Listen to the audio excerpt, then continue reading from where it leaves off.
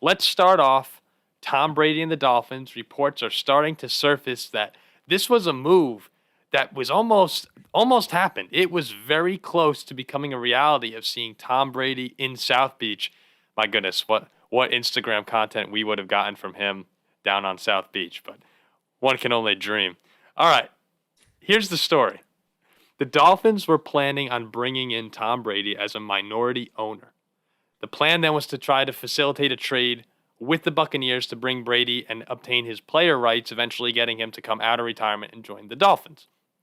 So, on top of that, the Dolphins were hoping that they could lure Sean Payton from the Saints. They reached out to New Orleans. Allegedly, they reached out to New Orleans about a potential trade offer and try and form a little bit of a super duo between Payton and Brady. What broke all of this up was the Brian Flores lawsuit. It was filed the same day that Brady announced his retirement on February 1st. And if you remember correctly, there was an unnamed player in there that Flores alleged Dolphins owner Stephen Ross wanted to tamper with. He wanted Flores to meet with someone, an unnamed quarterback, on Stephen Ross's yacht. That quarterback, as confirmed, or at least we believe from the Palm Beach Post and NFL.com, was Tom Brady. And Brady actually showed up on the boat. Flores did not, but Brady was there, which shows that there was at least some interest from Tom Brady in having this plan work. And if you remember on this show, myself and Ziggy both said Brady doesn't actually want to retire. He just wants to get away from the Bucs. So all of this would fall in line with that being Brady's plan. He wasn't ready to walk away from the game. He was ready to walk away from Tampa. So that's the story we have right now. That's the story that is probably going to be there and die as it is. But it's very interesting to me that Brady had so much interest in going that he actually showed up on Ross's yacht. And here's a prediction for you guys. I think that the Buccaneers don't win the Super Bowl and the Dolphins don't make at least the divisional round. So Tua doesn't have a season in which there's real progress made, or at least convincing progress that he could be a top 12 quarterback in the league. I think Tom Brady, who's a free agent at the end of this year, winds up in South Beach in 2023. This is just a crazy story, Paul. You know, we know tampering goes on in the NFL, right? We know that players recruit other players, text messages are sent from burner phones, secret meetings happen. Like, we know all that happens. But I don't think we've ever seen something quite as audacious as an owner trying to trick their head coach into getting on a yacht to have a meal with the greatest of all time to try and convince him to come to Florida to go to the Miami Dolphins. Like, that's an unbelievable story.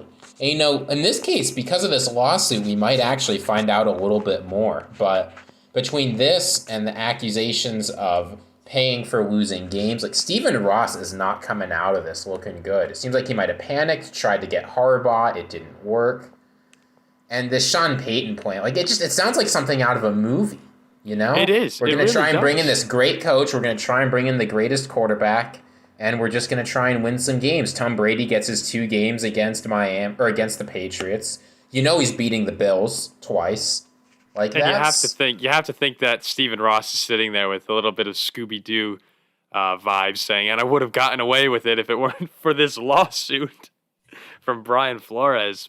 Imagine if that had worked out, though, for the Dolphins. Brady, Tyreek Hill potentially, Sean Payton. That all of a sudden, that becomes probably the most heavy media-followed team in the NFL outside the Dallas Cowboys.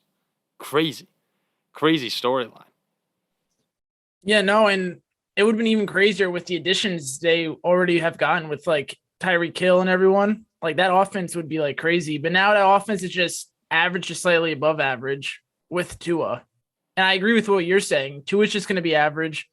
I don't think that there's going to be some progress with that team, but not as much as people think. So I don't even know if they make the playoffs this year either. And if Tom Brady went there, they were automatic Super Bowl contender. Well, and let's say, Mike, like I was just saying a moment ago, they don't make the playoffs, okay? We know that Brady didn't want to be in Tampa Bay this season. He hasn't publicly said that, but it's pretty clear he was ready to move on from the Buccaneers.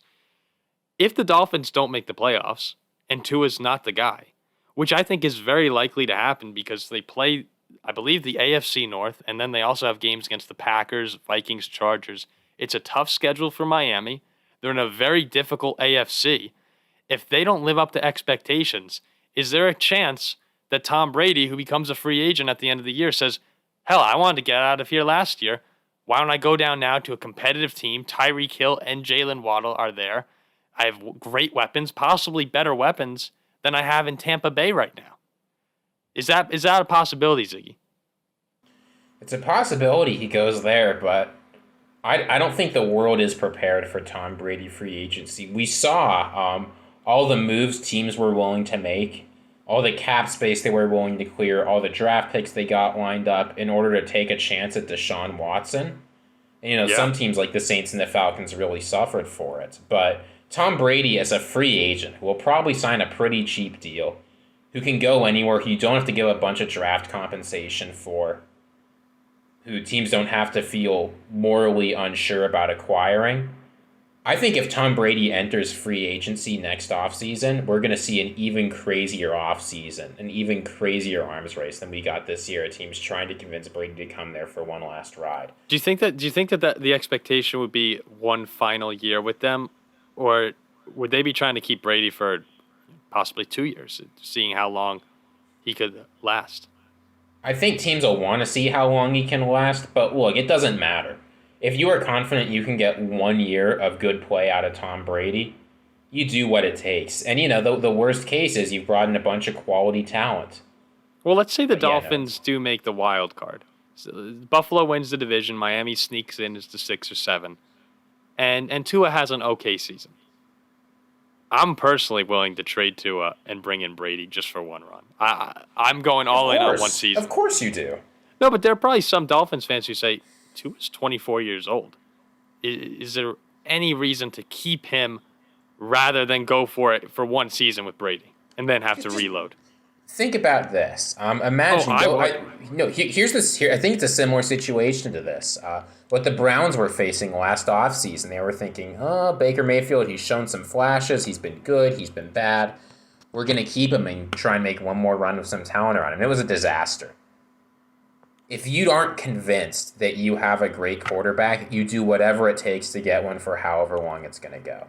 And the reason that the Dolphins would absolutely do it, unless if Tua leads them to probably the conference championship game even, I'm not quite sure that there's a world in which Stephen Ross would not take Tom Brady and get rid of Tua Tagovailoa. Tua might have no say in any of this. And here's the thing. The better Tua plays, you think the better Tua plays, the less likely they are to get rid of him. But there's an area where if Tua plays well enough to get them into the playoffs and look strong, but not good enough to lead them all the way to the Super Bowl, you could definitely convince a team like the Seahawks, maybe, we're looking at DK Metcalf. Yeah, we'll send you a potential franchise quarterback for a nice wide receiver to pair with Tom Brady. It's a no-brainer. That's ideal. That's what Dolphins fans should be rooting for next year. They want to be good enough so that people acknowledge Tua as a potential franchise quarterback, but not so good that they sacrifice Tom Brady. Unless he takes them to the conference championship or the Super Bowl. Yeah, actually, you know what? Of course, they should be rooting for Tua to be incredible. They should want Tua to be as good as he can be. And if that caps out at medium playoff run, okay, we'll bring in Tampa Tom. Yeah, can you imagine? Wow, that'd be big time. But Brady, part of me wonders why he wouldn't want to just stay in the NFC. Your competition are the Rams and the Packers right now. If you go to the AFC, there's so much to deal with, though. You do get to play Belichick in New England twice, and I'm sure that's appetizing to him. I'll tell you why Tom Brady stays. I do not think Tom Brady is scared of anyone. I truly do not think that there is a single player, except maybe Aaron Donald, that Tom Brady looks at and gets a little nervous. I don't think there's any quarterback in the entire league who Tom Brady doesn't look at and think, I can beat him, no problem. Yeah. Yeah. No matter what quarterback you pick, Brady's been here longer, he's done more, and he's played better. He's got nothing to be scared of in the AFC. At this point, it pretty much just comes down to his comfort level, where he wants to be, and whether or not he thinks they can win.